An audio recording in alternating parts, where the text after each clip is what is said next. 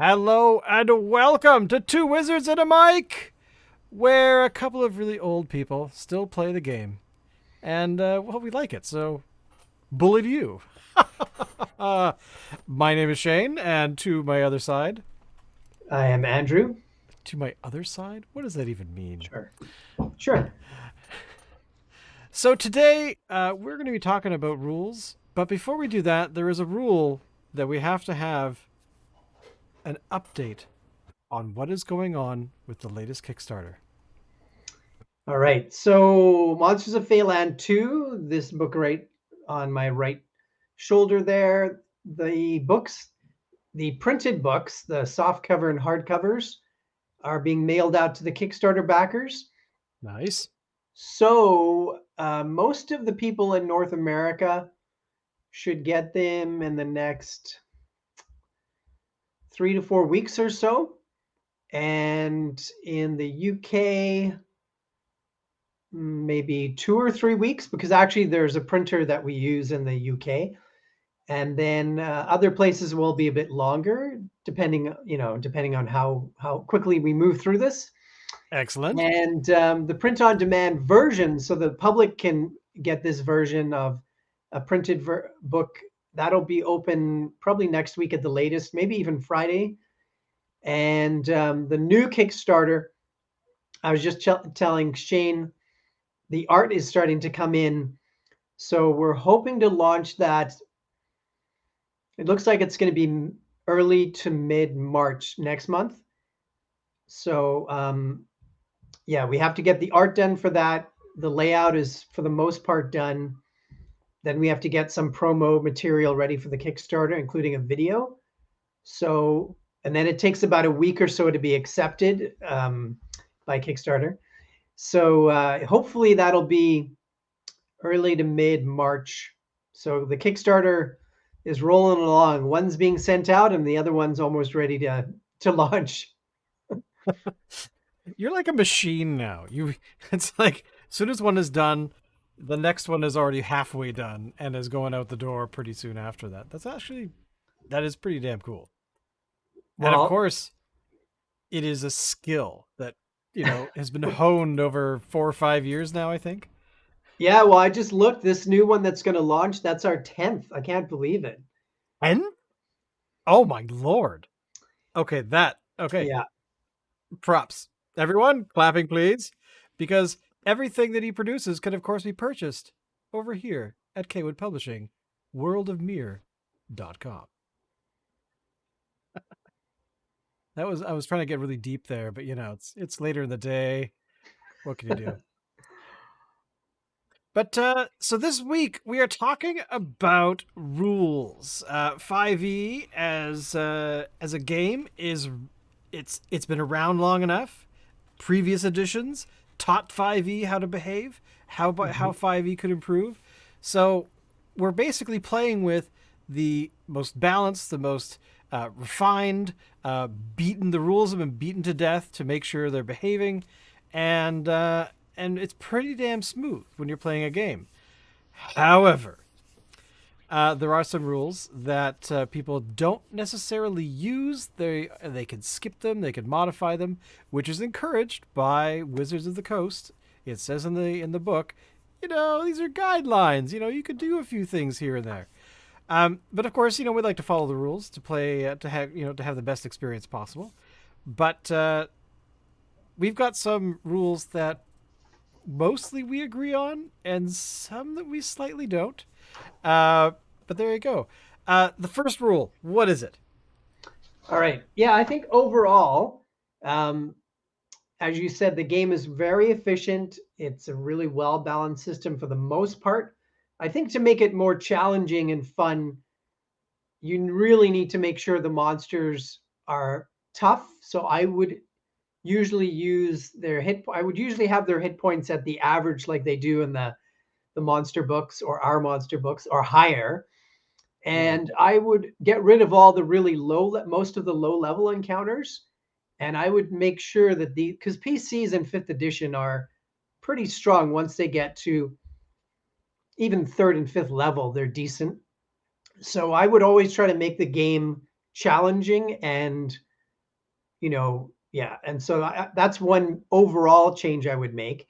Then, as you said, there's a number of things that you could skip, or maybe they're actually useful. So the first thing that we're going to talk about is ammunition. So basically, arrows for your bows and crossbow bolts for your crossbow, even darts if you have multiple darts, Javelins. even like stones for your sling. Yep. That very popular weapon.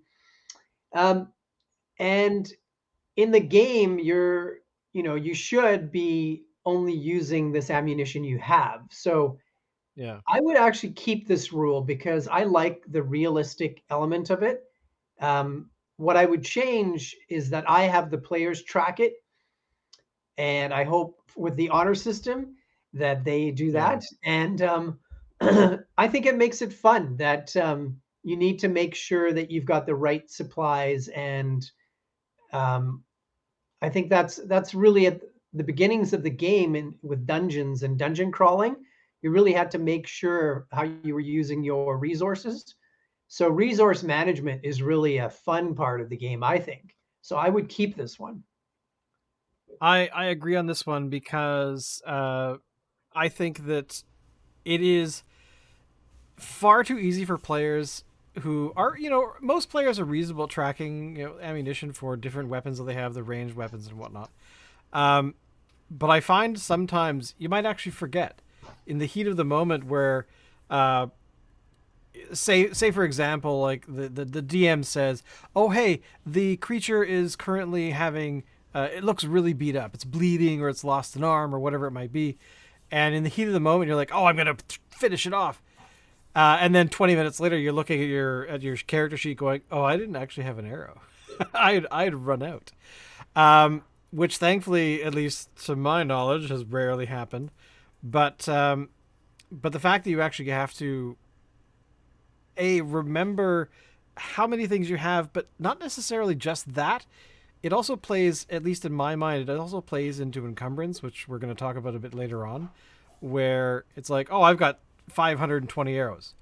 This is not Skyrim, people. Like, this is not, you could do that in a video game, but it's not necessarily as real as we would like it to have, or we'd like it to be in D&D. So yeah, this one is definitely one to keep. Um, and I think it's up to the players. I don't think the DM should be needing to deal with any of that. Yeah, Only for the foe, the enemies you're currently in combat with. right. Yeah, there's a lot of things that I personally leave up to the players. Most of what's on their sheet, unless I think there's something that sounds a little odd. For the most part, I run it by the honor system and hope they look after it. And the second one is attunement. Now, the ammunition one we just talked about, a lot of people skip that and don't use it, but I actually think it's kind of a fun part of the game. Attunement, also, quite a number of players don't use this. So this is the idea of attuning to certain magical items. You have to attune to them. You have to spend some time and form this bond. And there's rules about how many items you can have. I think actually this just slows the game down. I've skipped it from the beginning because yeah, it's not an interesting part of the game to me. It doesn't it doesn't add anything to the game. Um, the only thing I would do is if a player maybe had three magic rings, or they're wearing three rings and two magic necklaces, and they've got one magic helmet on their head and one in their backpack. um, then I might destroy one of those just for fun. Well, exactly. I mean, I agree with you on this one as well because um, I think I've only ever done this once. I can't think, and that was only because in the last few years, um, playing with you, is that there was a particular situation where the item that we had was actually a major quest item, and somebody had to attune to it because of whatever the reason was.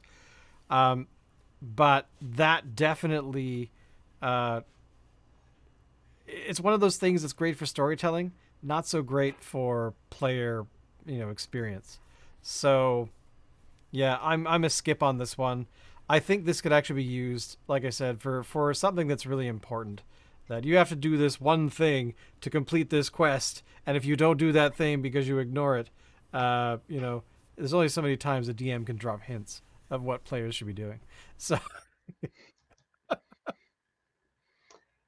All right. The next one is cover. So this one I think a lot of people forget about, but it's the fact that creatures and characters can have full three-quarters or half cover. So full cover means you can't attack at all unless you have something that like some magical ability or spell that will go around it. Um, Three-quarters you get -5 to your hit, and half cover is -2. So I think it's realistic, and I think it's not that hard to remember. Um, -2 and -5, and I often do this when again dungeon crawling sort of adventures where say you've got two humans and there's a narrow passageway and one person's saying I shoot the orc further down the passageway. Well, they've got a person in front of them. The passage is very narrow. With that one I would probably say half cover. I'd probably take -2 off at least. um, if it's even more of a tight spot, I would move it to -5. And this usually comes up, like I say, when things get more congested, which is usually fighting indoors. And right. I think it's a good rule, and I think it's easy to do. It doesn't slow the game down. Yeah. I like this one too, and the one thing that I always it's never really something that you have to decide on or have to really think about.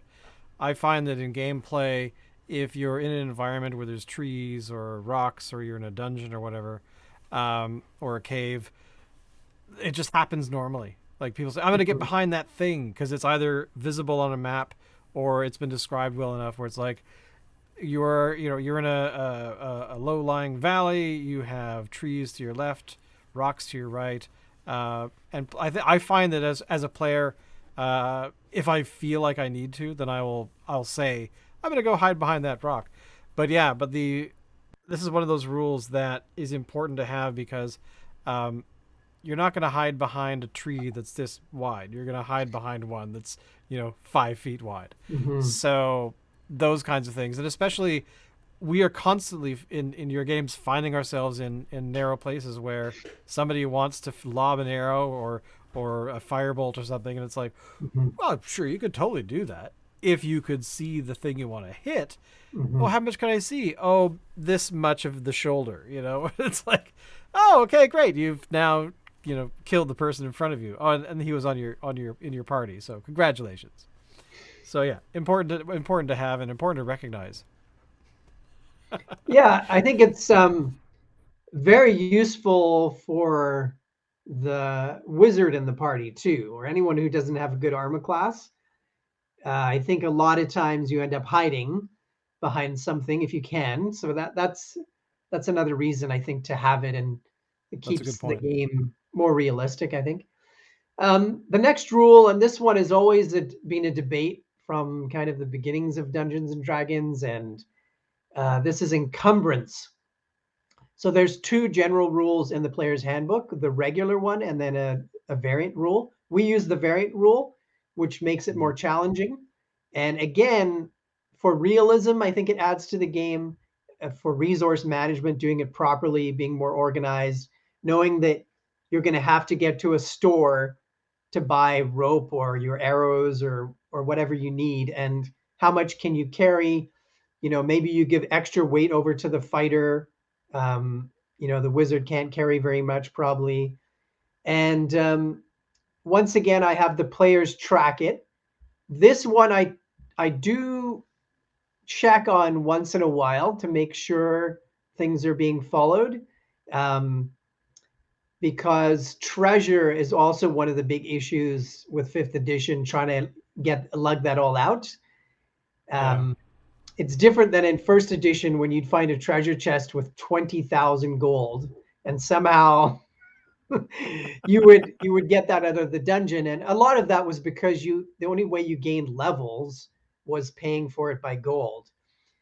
Right. So you got experience points for gold as well as creatures. So this one I like a lot. I would keep it. I would have the players track.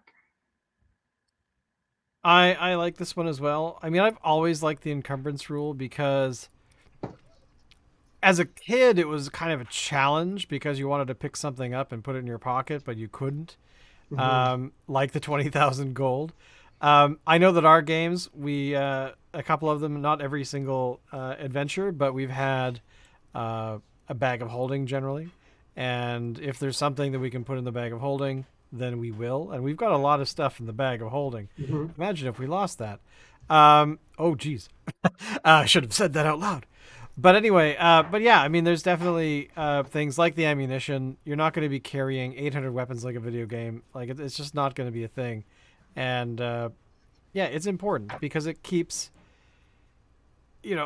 scarcity is important. Those kinds of things are important. If you can only have 5 arrows and you're in a particular situation where you might want to make sure that every shot you take is going to be, fingers crossed, a decent roll.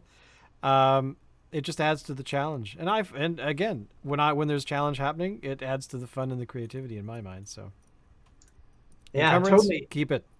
And I think too, the bag of holding, you're right that lots of times in my campaigns, those show up around 10th level, and then usually the higher level parties have them for sure, at least one. But we've also been in circumstances a few times where the bag of holding is full because Yeah, it we has a have. limit. So you guys have had that where I think the last time it happened, you might have been away for that session, but they were in a castle with all these bullywugs and cultists, and they overran the castle. They found this massive treasure hoard. This is in the dragon cult adventure, Right. and they figured out they couldn't store. They found so many coins they couldn't store it in the bag of holding that they had because it was already full. So you know what they did? They Buried it. buried it, and they plan on going back to this castle and retrieving it. What do you think the chances are that they are going to go back? Rarely. I remember we found something like a chest or some sort of storage thing where there was something like there were gold pieces. There was like 25,000 of them. There was a lot of them, Hmm. and but we were in the middle, like we were in the dead middle of getting to where we were supposed to go. So I remember we said, "Okay, let's seal up the treasure room, and we'll come back for it."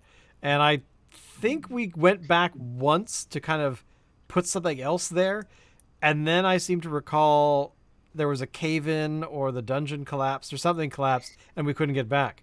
So we lost all that money. We lost whatever the other items were. So that Hmm. was a bit frustrating. But it's part of the danger of doing that. So if you can't carry it, drop something you don't necessarily need and carry a little bit of whatever you want. But ultimately, again, just adds to the creativity. Like sometimes you're gonna win, sometimes you're gonna lose on those nice little sort of things you can Yeah. stumble across. So, All right. Our next one but is food and water. So you should be having, I think the minimum is a meal a day, something like that. And what I do actually is I break these into two parts. I think the food is very useful, and again, resource management, making sure that you have to find food somehow or buy rations before you go on an adventure. But I skip the water part. Keeping track of that, I don't think is necessary. I just basically add. I say it's added into the rations and food. Again, for realism, um, I like the way you have to manage that, and sometimes you might have to hunt for food or grab scraps off a dungeon table that the goblins have left. Maybe there's a little piece of cheese or some bread lying on the dungeon floor, and that ends up having to be dinner. Um, Sometimes you guys have had to eat a monster or a beast before.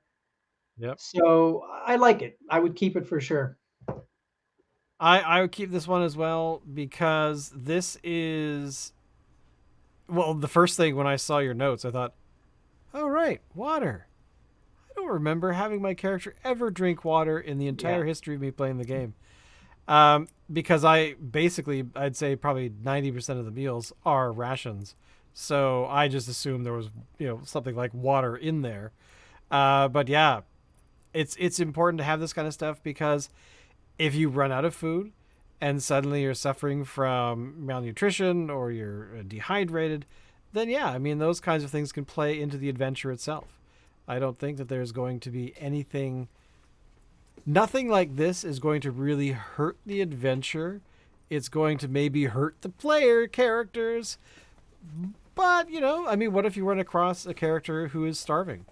Like Hmm. suddenly it's like you have to care for somebody else there, or Yeah. or walk away, which hopefully characters wouldn't do.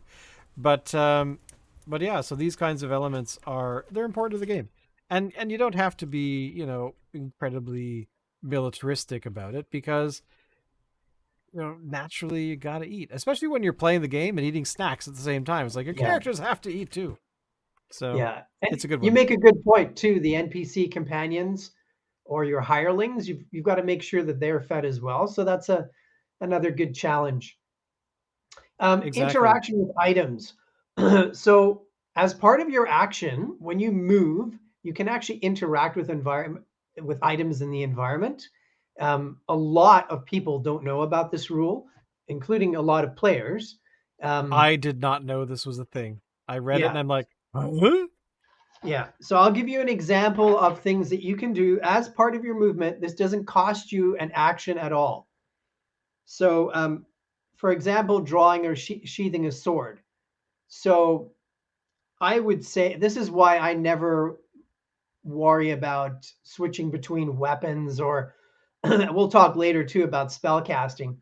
Um, Yeah. Open or close a door. So you could say there was a dragon on the other side of the door and your party's running because that's a good idea sometimes. You could run, open this closed door, close the door, and then keep running as part of what you're doing. Opening the door is not an action. Yeah, actually, so you can open or close, Right. not Okay. both. Um, you could take a potion out, so that just means you can take it out. Doesn't mean you can use it, but you have it ready. Um, you could pick up something that you dropped, take something quickly off a table, take a ring off your finger, um, tap the floor with a pole, put your ear to a door. So these are examples of things that you can do as part of your action, as part of your movement, and it's not even counted as an action. Now, the place people get confused, and it's easy to get confused because of the way they've worded this, is that there is an action called use an object. So without Okay. using an action, you can interact with objects around you. Using an action, you can take an action called use an object. So the difference is basically it's taking more effort and more concentration and more focus for the action that's using an object. So you could, for example, you could pull a lever as part of interacting with your environment. But if you had to hold the lever down for a while, you'd have to take the action use an object. Right. Um, you could open a door or close a door as part of your movement, but if you wanted to use the action, use an object action, you'd have to use that. You could open and close or close and open. Um, you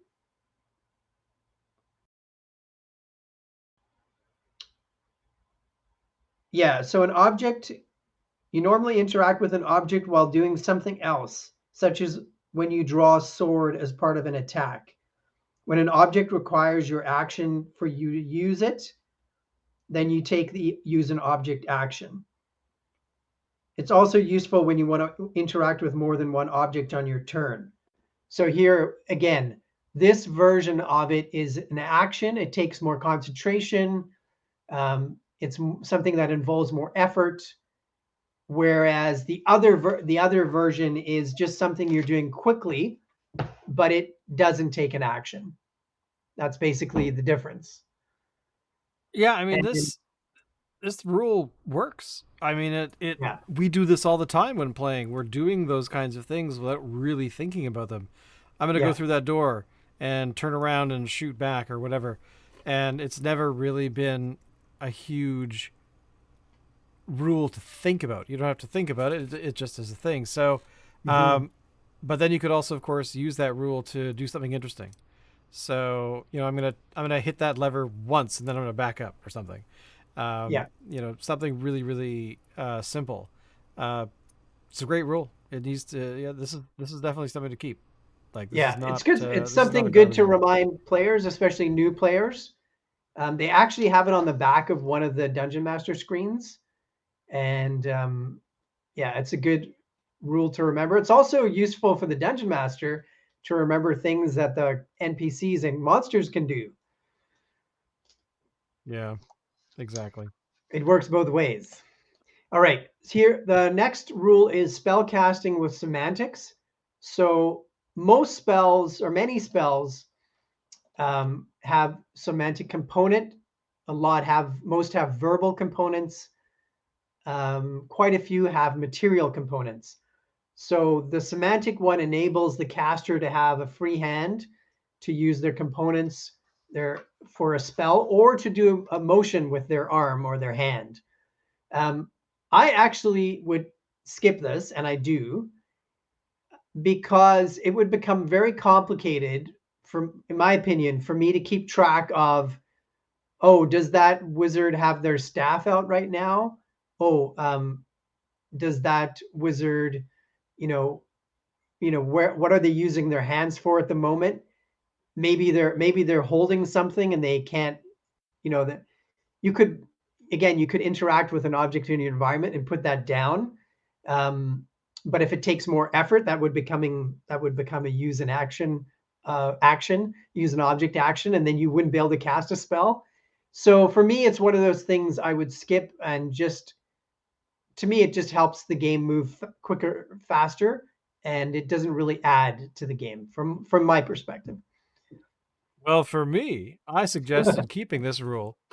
Um, Mainly because of the level of realism that players, not the game, the game master at all, but Hmm. players having to make sure that they understand that they can't pick up three two-handed objects to do something.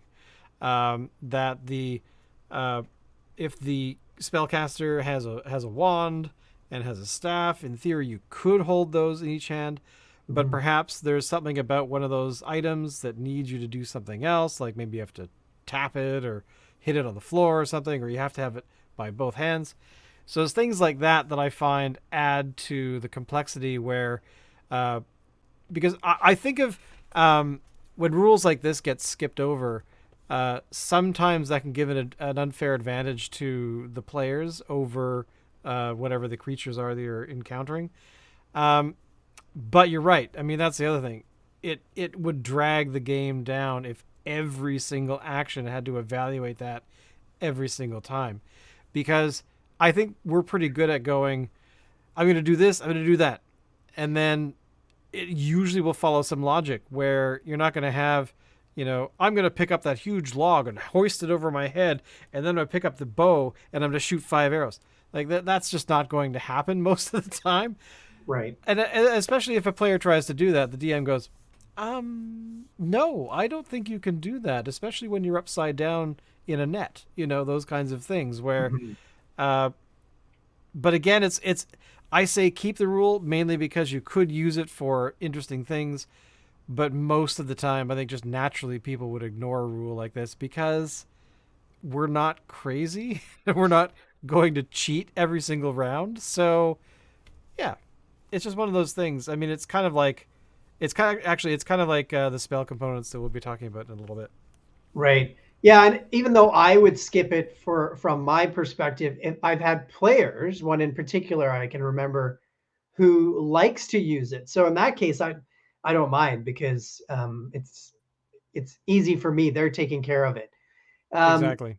the next rule is spell bonus actions. So this is something that is very confusing, and this might be the most confusing rule they had, the way it was presented, because seen so many people ask. So spell bonus actions. So if you cast a spell that has a bonus action, the only other spell you can cast after that has to be a cantrip. Yeah. And there are some minor exceptions to this, I believe, but for the most part, this is true. And I would keep this. I don't think it's that confusing once you finally figured it out. I think it's just worded, it's worded in an awkward manner. Right. So, and like our group found this confusing for a while, but once we figured it out, it's not that hard. And again, you were talking about, it's becomes game breaking when, spellcasters can cast, spell after spell after spell. Um, so I like it. I'll keep it. This one's a keep because if you remember this is in play and you've done, maybe you've done an action that saved somebody or has done an incredible amount of damage. I'm going to cast Fireball. Aha, that'll kill this character or this creature. And it does a lot of damage, but it doesn't kill them. And the, if you have a bonus action spell that's done something like that, you could actually cast a cantrip and finish them off, or heal somebody if there's a. Is there a cantrip that can heal? I can't even think of that. But anyway, the reason I like this one is there are so many times where you have held up a little post-it note that says they only had 1 hit point left, and you finished them off now. Great, but just the feeling of a player being able to go, oh, I've done that thing. Oh, take that, you jerk. And then, suddenly it's like, oh, you've just killed them. The vampire's now dead. Oh yeah. You get that rush that I like Oh yeah. about the game. So it's a keeper, I think, for me anyway. Cool. Spell components. So the rule is that spell components, as I said, they have material, semantic, and verbal components, usually 2 of those 3 at least. The material components, they give you the examples of what those things are, like bat guano and eye of a newt and all those interesting things. The ones that have a price, like a diamond, 1,000 gold piece diamond, for example, Yeah. the rule is that you have to have that item.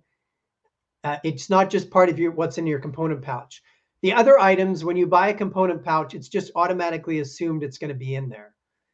But the ones that have a price, you actually have to find them or purchase them. And I do like this rule because it's usually for things like powerful spells like resurrection. And I do like it. I think it was a good addition that they've put in here. I agree as well. I originally said to skip this one because I find that a lot of the time no one uses it. But I don't play spellcasters that often. As we talked about a few weeks back, I'm trying to get into more to challenge my game style, to play more spellcasting characters. But that's something that I originally said skip just because I find that I don't think it ever gets talked about. Like if somebody wants to cast resurrection or something, you definitely need to have components that are going to let that spell work. But for other spells, like the general spells that people use quite often, I think it just gets forgotten because we buy a component pouch or something like that, and we just assume we have it. But if you get some unique spells that don't get used that often, and it's like, oh, I like that spell, I haven't used that in years, oh, that's a really good spell.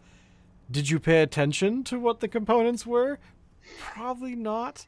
So you kind of, and it adds to the gameplay adventure. It's like, oh, have you got some bat guano? Oh crap, I don't have any. Well, there's no bats around here, but so what are you gonna? It kind of forces the player to go, how likely am I going to find X, Y, and Z in order to be able to use that particular spell. Mhm. And I think that just adds to the challenge, and I like that kind of stuff. So I changed it to keep on this one. Oh, nice. So Yeah, I yeah, think, and it is for spells that are more powerful and more unusual for the most part, I think. Most of the yeah, regular spells don't have this price on their material components. Um, I also like, as an aside, I also like using the material components in the description of the creature or NPC using the spell. I do that more and more. nice. I actually picked it up from the player in our group who usually plays spellcasters, because she always does that. She always describes um, all the material components she's using in different ways to do the spell. I think that's a great idea. So I do that as well now. All right, It's a our good one. last rule we're going to look at are underwater rules, which I added at the last minute because I remembered how ridiculous they are. And I'll give you an example. All right. So it says that when you're making a melee attack, a creature that doesn't have a swimming speed, either natural or granted by magic, has disadvantage on the attack roll unless the weapon is a dagger, javelin, short sword, spear, or trident. So the reason that makes no sense at all is that, say you got a ring of swimming that has a swimming speed, okay, and Okay. you're underwater and you're fighting a Sahagwin or something, right? That Right. means that because you have the swimming speed now, or maybe your character is just a water Gansai like the one in our Greyhawk campaign. If you had somehow you got a maul under there or a warhammer, you can now use that as if you were out of the water. Or if you like, it just makes no sense. Yeah, Or if you had it's like they attached it just to the swimming speed. Is that the only metric that we're going by? yeah, and if you Yeah, have a okay, that doesn't ranged make sense then. yeah, if you have and it does make sense when you're underwater that like a spear, those weapons, short sword, dagger, javelin, trident, those all make sense that you could use those underwater effectively, right? Because Yeah. they are used underwater. The range weapon attack automatically misses beyond the weapon's normal range. So, and even against a target with a normal range, the attack roll has disadvantage unless it's a crossbow, net, or weapon that's thrown like a javelin.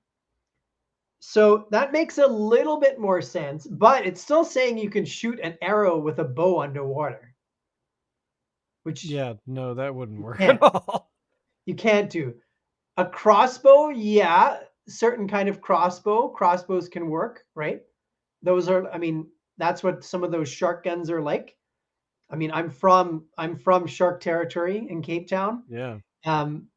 You can have those sort of weapons underwater, but there's a lot of things about that doesn't make sense, and I know a lot of people have just made up their own rules, and most people just skip it. Um, and I would skip what they've done here, and I would just try to be more realistic. And one other thing too is casting spells.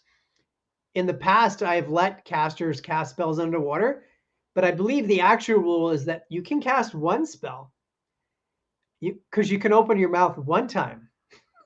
But guess what happens when you open your mouth? Yeah, exactly. You're I mean, now your body's now filling with water, and yeah, you get that one spell off, but now you're in trouble. and that's the thing is that this rule just needs to be rewritten because it should be focusing on um, forget the movement because that metric confuses me. Why they would attribute that to whether or not you could swing a sword? I think there's an entirely Yeah. different metric in terms of bladed weapons, uh, uh, uh, weapons that can actually fly through the water, i.e., a javelin or something. But they Mhm. would have some sort of disadvantage because they wouldn't necessarily, you couldn't throw as hard as you could, or you couldn't swing your sword or jab your sword as fast as you would out of the water. unless you have some kind of, like, if you're a water Gensai, maybe you have some ability to counteract that or something. Whether it's a magical thing or whether it's just out of skill. Mhm. But that kind of thing, I would say, almost requires like key points or something, like underwater points or something like that, where um, you are able to focus for this one attack using this thing. Um, but yeah, but for spellcasters, you are now drowning because Yeah. you use a spell that requires you to vocalize something. Uh, so yeah, I mean, Don't you think some just don't make sense at all? Like, how can you shoot a bow underwater? well, yeah, exactly, and that's the thing, is that you would have to have, I don't know, like a manta ray cloak for your weapon or something. But even that doesn't make sense because it's like, okay, well, the manta ray thing, I always sort of imagine it as there's some sort of bubble feature around your mouth or something to be able to breathe, and allows you to move really fast. But that would make no sense because if you bubble around, say, your bow, you're still shooting into water, and that's, the arrow hitting water is not going to necessarily travel where you want it to go, or travel that far. So yeah, I think I did say skip on this one, and my note was what Andrew said, because that's pretty much it. It doesn't make any sense whatsoever in terms of reality, but we're in a game, so maybe there's something that could be done to make it make more sense. But it's ultimately it's not going to make full logic. Uh, so yeah, skip this one. It's Yeah, it's not I think useful I at think all. we have to put that in one of our books for sure coming up. Yeah, I mean this is something that one D&D or whatever that becomes uh, could have. They're focusing on a bunch of stuff that I don't think is important.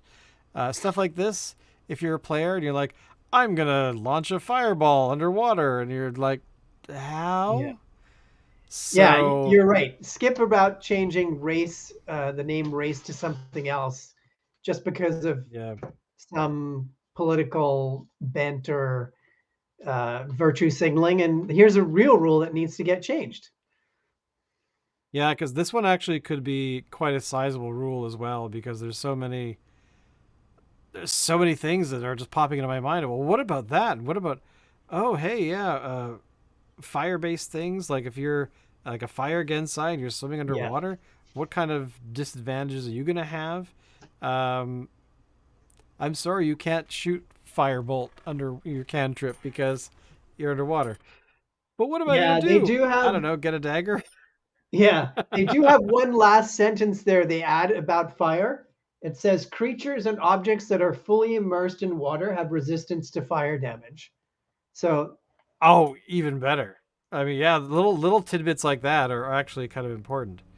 So, yeah, yeah, even resistance. Wouldn't they just have immunity?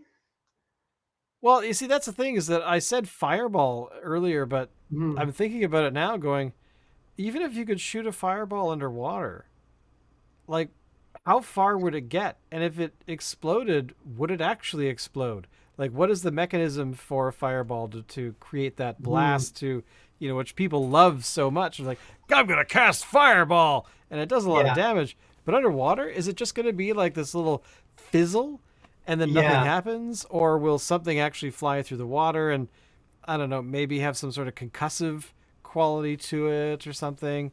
But again, if it's called fireball, I would be leaning towards, yeah, that doesn't work underwater. Sorry.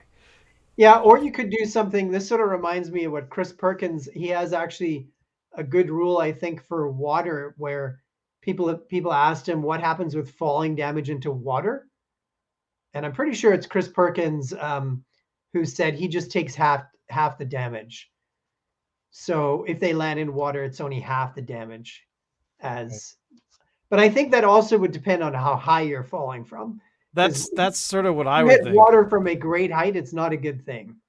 No, it'll act like concrete Yeah. the more than concrete would, because yeah, I mean, I used to teach swimming, and I was a lifeguard for a long time, and that definitely was uh, part of the just natural training of it. Like, what kind of damage could you do to your body if you fell from this? Even Yeah. if you did certain positions where you hit the water, and you might take less damage, but Yeah. yeah, that Yeah. oh, there's got to be an entire book just on the rules of falling into water in D&D. Yeah. Yeah. Yeah, for sure. Yeah. All right. So that's our short book on what rules you might want to skip or not skip. And I'm sure there's plenty more. I mean, I thought of a bunch, but I cheated and just went with yours. But there's definitely other rules that are very, I would say, that are used or ignored quite regularly, that just because of how people like, they want that smooth gameplay. Yeah. But then coming across something um, like the spell components, or the semantics and whatnot, like having, like, I'm gonna cast this, and if the DM is, maybe they're kind of wondering how many blah blah blahs do they really have. Oh, do you have the component for that? Oh, actually, I never thought of that. Well, you ran out. And it's suddenly like, oh, okay. Then they have to come up with a new plan, or get pummeled or something. Like, in that case, does the spell fizzle because they didn't have the right component, or like those kinds of things? They're hard to implement, but I like them because they add to that level of challenge, and that's kind of what the game's all about, because it's just a game. it, It's going on a t-shirt. it should. That's actually not a bad idea. Well, any final words before we wrap it up today?